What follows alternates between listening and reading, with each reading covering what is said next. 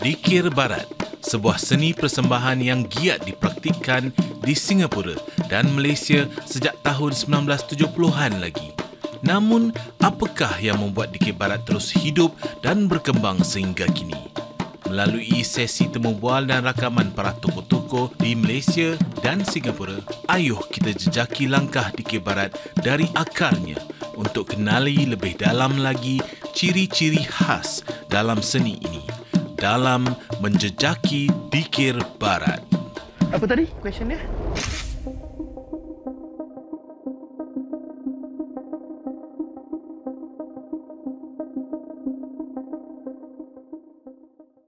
Saya mula menyertai kumpulan Dikir Barat ni pada tahun awal 70-an. Saya berkecimpung dalam Dikir Barat sewaktu berusia 16 tahun.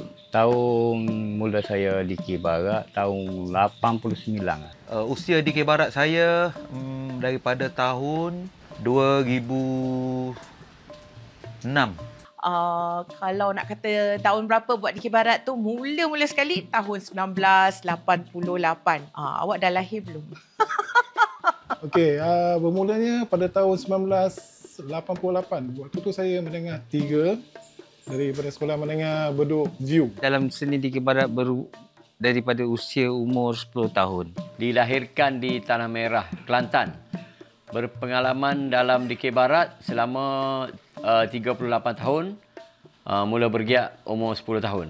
Untuk memahami seni Dikir Barat dengan dalam lagi, kita jejak langkah ke Tanah Kelantan untuk bertemu bual dengan para-para tokoh di sana dan mengenal pasti asal-usul seni itu dan juga apakah perbezaan antara Dikir Barat Kelantan dan apakah yang dipersembahkan di Singapura.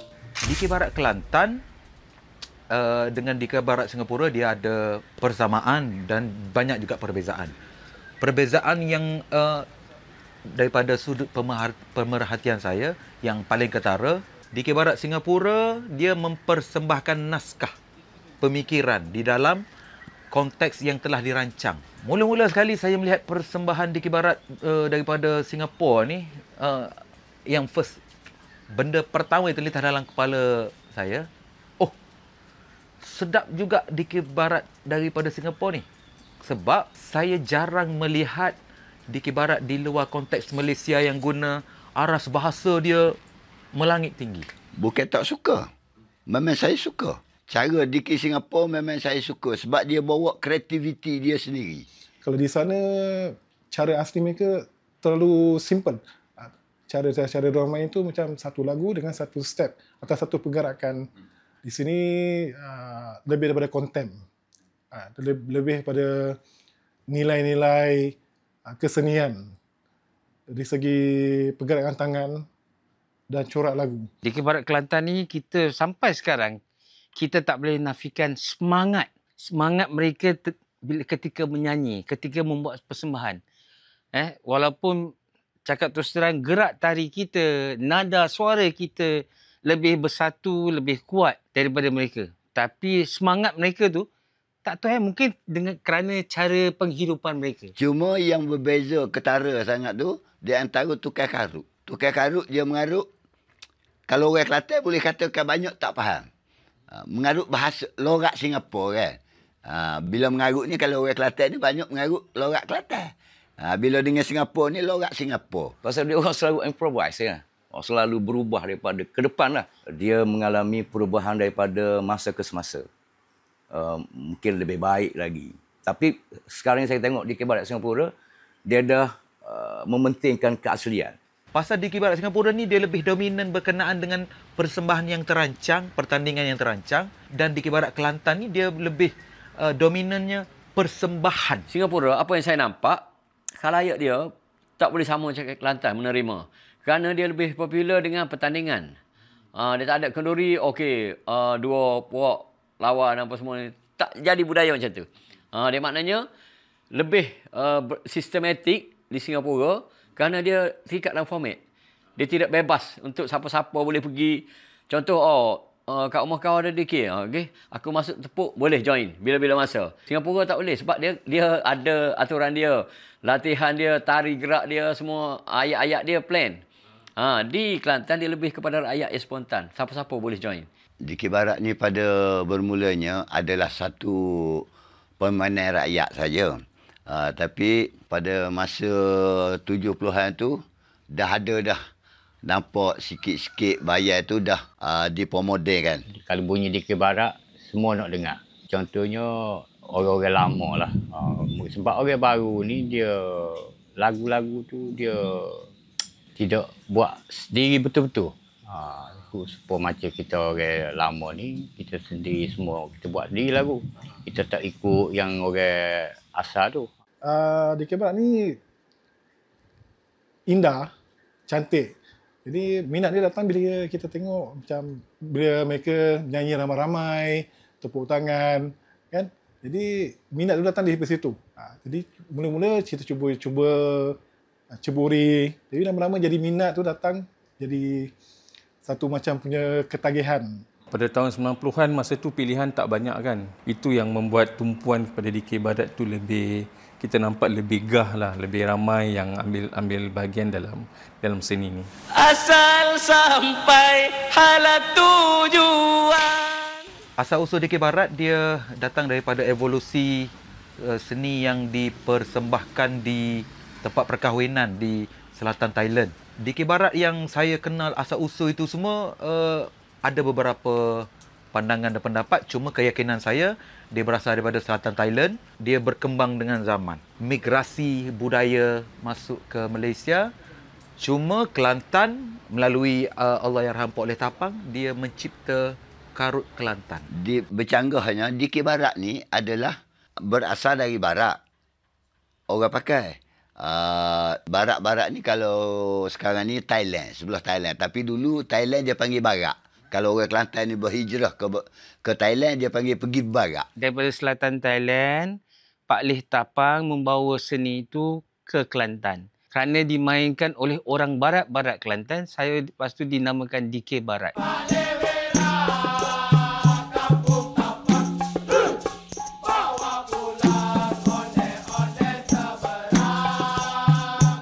DK Johor sendiri tu berkembang dengan zaman, DK Karut sendiri pun berkembang dengan zaman. Asal-usul yang lebih detail, yang lebih dalam, ada kajian telah dibuat, ada berasal dari beberapa tempat berkaitan dengan pantun inai. Dia panggil gurau-gurauan di tempat kahwin. Ada seorang pemain, cuma orang itu akan berlitup, tutup dengan kain batik ataupun kain sarung. Dia akan pergi bergurau dengan semua orang yang terlibat dengan kenduri. Contoh dia pergi tempat orang potong bawang. Dia berpantun pasal orang potong bawang. Comelnya demo, apalah khabar? Kerak bawel tu kena. Bau sedap masuk gula. Dia pergi bergurau. Untuk menaikkan suasana, mewujudkan mood yang santai dan ringan di tempat kenduri. Pantun inai itu sendiri. DK Barat sudah banyak melalui perubahan dan banyak evolusi sudah pun berlaku sejak pengenalannya kepada masyarakat. Namun, pasti juga ada beberapa perkara yang tentunya para pelopor harap dapat dikekalkan. Beza dia adalah sekarang ni lebih mendalami. Ciri-ciri apa tu DK Barat. Dari dulu kita kerana secara lisan kita belajar, kita agak-agak teka. Mungkin pada masa tu bagi kita betul. Mungkin kurang tepat. Sekarang ni bukan sekadar betul, nak kena tepat. Daripada dulu sampai sekarang ialah kesatuan, perpaduan antara anggota-anggota. Yang mana kalau tak ada kekuatan dari segi satu kumpulan tu, takkan hidup DK Barat sampai sekarang. Dari dulu sampai sekarang kita boleh nampak semangat orang Melayu bergotong royong ni begitu kuat dalam DK Barat. Kita tak boleh nafikan lah. Even kalau kita punya kawan ni lemah dalam nyanyian, boleh nampak antara satu membantu, kau cuba nyanyi seperti ni, gerak tadi kau very weak, kau cuba praktis macam ni. Wah, ini dari dulu sampai sekarang masih abang nampak ah. Walaupun dah lebih 40 tahun lah dalam DK Barat ni, wah, susah nak nafikan. Benda ni masih wujud. Dalam mungkin 20 tahun lah I lihat ada banyak isu apa tahu, teritori. people making Dikir Barat macam kumpulan Samsing. Which for me is, babe, aku kalau masuk Dikir Barat ni aku tak boleh join kau lah. Pasal kita macam, wait, kau bukan masuk baju lah. Kau masuk Dikir Barat, babe. Tolonglah sikit. You see, at the end of the day, kita semua ada impian atau niat yang sama. Kita nak menaikkan, nak membuat keseronokan dalam kita punya art. Yang korang ni nak jadi, aku budak Toa Payoh tau, aku punya group macam, please lah. Aku budak poli ni tau, aku tak boleh join. Stop it. Okay? Kita sama-sama, niat sama nak naikkan Dikir Barat. Tapi kurang apa dia? Apa? What do you get from this? The competition is in, okay, how good you can bring up the arts. Bukan how many people I can get for. No. You know, that's not the idea. The idea is that we want to do this because we love the arts. Elemen-elemen di dalam Dikir Barat Singapura dan juga Dikir Barat di Malaysia masih menggunakan elemen-elemen percussion. Masih lagi ada rebana ibu, rebana anak, canang, marakas, gong, kadang-kadang tamborin. Ya. Kalau kita nak improve bahasa, kita jadikan Dikir Barat ni seni Dikir Barat akustik. Kita tak perlu pun menggunakan muzik-muzik moden. Maknanya kita boleh berkata barat lah. Singapura kemelayuan dia masih ada dan di Kelantan pun kemelayuan dia masih ada. Mungkin sikit berubah dan sikit mengekalkan keaslian. Pandangan saya memang baiklah. Baik dan juga mengekalkan. Lazimnya, persembahan Dikir Barat di Singapura dan Kelantan kini sering bermula dengan persembahan Tok Juara atau dikenali sebagai Tok Joro di Kelantan. Apakah istilah Tok Juara itu adalah terjemahan logat daripada sebutan watak Tok Joro? Dan apakah ciri-ciri unik yang membezakan watak penyanyi utama ini? Juara dan Joro ni bagi kami penggiat bukanlah 100% tapi mengikut aliran saya dan tim yang sekata dengan saya lah, dia ada dua berbeza. Joro ni adalah perkataan Kelantan tapi kata nama khas yang mana tidak menepati juara pada kamus. Joro, orang yang mengepalai sesuatu kumpulan. Orang Joro, orang terkedepan. Sebab Joro di Kelantan bukan hanya Dikir Barat. Contoh, Lagu Lembu. Dia dulu Kelantan ada Lagu Lembu. Pertandingan Lagu Lembu ni, ada satu Joro dia. Maknanya kalau nak pergi jumpa nak Lagu Lembu, cari regu kampung tu, kau kena pergi jumpa Joro dulu. Joro dia dulu. Orang yang kepala dia tahu lembu siapa yang padan dengan lembu kau nak belaga. Macam tu. Kami pun di Malaysia cuba memperjuangkan kata nama khas Tok Joro tu dalam dikir. Tok Joro. Dia berbeza. Bukan Tukang Joro. Tukang karut lain, Tok Joro lain. Jadi kita nak nama khas. Tok Joro tu memang spesifik untuk Dikir Barat. Sebab dalam struktur di Kelantan, masa dulu, orang akan berkumpul rumah Tok Joro. Kalau orang siapa yang bawa dikir kampung tu? Tok Joro lah yang depan. Sebab dulu berbeza. Tok Joro dia kena tahu buat lagu. Tok Joro dia boleh kena kepakaran mengurus. Kerana dia lah ketua kumpulan. Dia lah tukang bendahari bagi duit. Dia kena kepakaran tu. Tu orang Joro, orang yang dihormati. Dia kata orang kena ikut. Itu. Dia berbeza dengan organisasi sekarang. Ketua kumpulan, presiden, pengerusi, bendahari tu dia bagi dah. Tapi Joro ni kena mengetahui semua. Tu.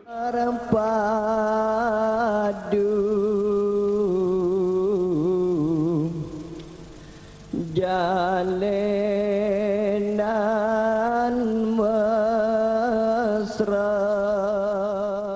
Tok Juara ni dia orang yang membuka majlis. Dia membuka dia punya tu. So whoever who is going to be that person yang buat that mukadimah tu, dia nak kena orang yang I would say mesti standard lah. Kalau you punya juara kurang menyerlah atau kurang kuat untuk bring, dia macam it's like when you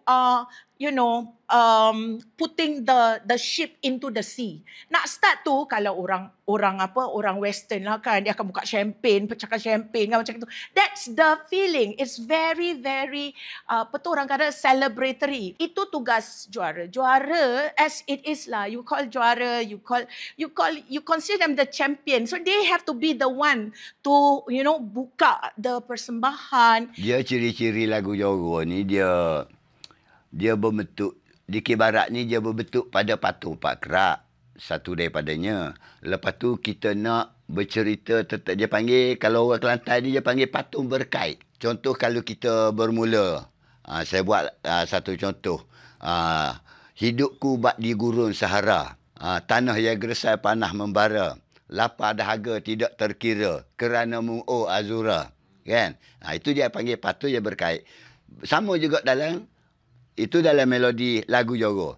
Bila pantungnya Johor tu pun, dia bercerita tentang kehausan dia. Kehausan ni, kehausan dalam makan minum, kehausan dalam kepanasan dan sebagainya. Kehausan cinta. Sudah lama memendai cinta kepada seseorang. Perbezaan dia lagu Johor ni dia lengguk. Dia kena lengguk. Sebab Johor ni lagu Di Mana Janjimu lah lagu saya tak. Cuba kau ingat dia kena erek tu. Supaya kita nyanyi je lain. Umpama sekuntum bunga, sudikah jika hidup bersama. Lengguk dia kena sampai di Togo tu. Kalau Togo tu, dia kena sampai lengguk tu. Kalau kita tak sampai, dia jadi sumbang. Kalau orang itu, kalau Kelantan panggil toyo. Kalau kita itu ni kan, sumbang lah. Dia jadi sumbang. Dia kena sampai juga tu dia tu. Lagu Johor ni, struktur dia adalah lagu, satu lagu yang mana ia merupakan, asas dia adalah asas pantun 4 kerat. Dia bukan pantun tapi asas pantun. Kenapa saya kata bukan pantun? Sebab jika sifat pantun dia perlu ada pembayang dan pemaksud. Contoh 2-3 kucing berlari, mana nak sama si kucing belang deh. 2-3 boleh kucari, mana sama tuan seorang. Maknanya kita nak cakap orang bukan kucing. Kucing pembayang. Tapi dalam lagu Johor, kebanyakan lagu semua itu pemaksud. Pemaksud. Rindu, rindu, hatiku rindu, padamu juwitaku. Semua tentang rindu pada juwita. Jadi itulah maksud saya, semua pemaksud. Tak ada pembayang. Itu asas pantun. Okay, kumpulan saya, apabila kami mula berdikir lah, kita tidak mempunyai kualiti tok juara yang sebagaimana yang ada pada kumpulan-kumpulan lain. Jadi untuk menghasilkan lagu, saya selalu berpendapat yang seorang yang penggubah lagu itu harus memainkan peranan beliau supaya menyelahkan kekuatan tok juara. Seni Dikir Barat dia berubah mengikut zaman sebenarnya. Dia bukan tradisional yang tidak berubah. Jadi untuk semasa sekarang dan kita buat struktur ni pula merujuk kepada lagu-lagu yang sebelum ini. Yang Johor-Johor yang kita kenal seperti Aripiana, Salah Jambu, Daud K. Abal dan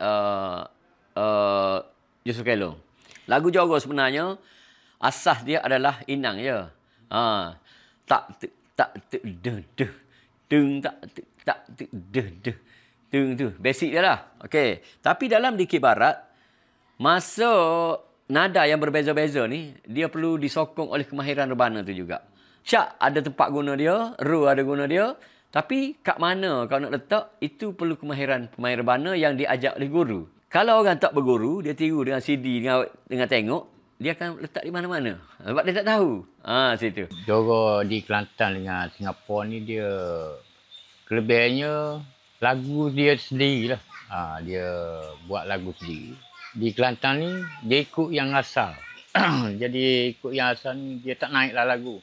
Sebab yang lama tu sudah naik dah. Cuma dia baru balik pun dia tak akan naik. Tapi kita Kelantan ni tak ada juara yang betul-betul top lah. Sekarang ni penyanyi je naik. Juara tak ada. Watak tok juara atau Tok Joro memainkan peranan yang penting bagi persembahan di Kir Barat. Namun ia juga memerlukan watak-watak yang lain untuk menjayakan seni di Kir Barat kepada belia dan dunia serba kian moden. Ayuh ikuti episod seterusnya untuk mengenal pasti lagi ciri-ciri khas watak-watak dalam Dikir Barat dan pengaruhnya dalam dunia yang semakin moden. Sejak mula bertentang mata, lidah keluh tak terkata, dengeng dia yang baik hati budinya, cantik rupanya umpama sekuntum bunga. Sudikah jika hidup bersama?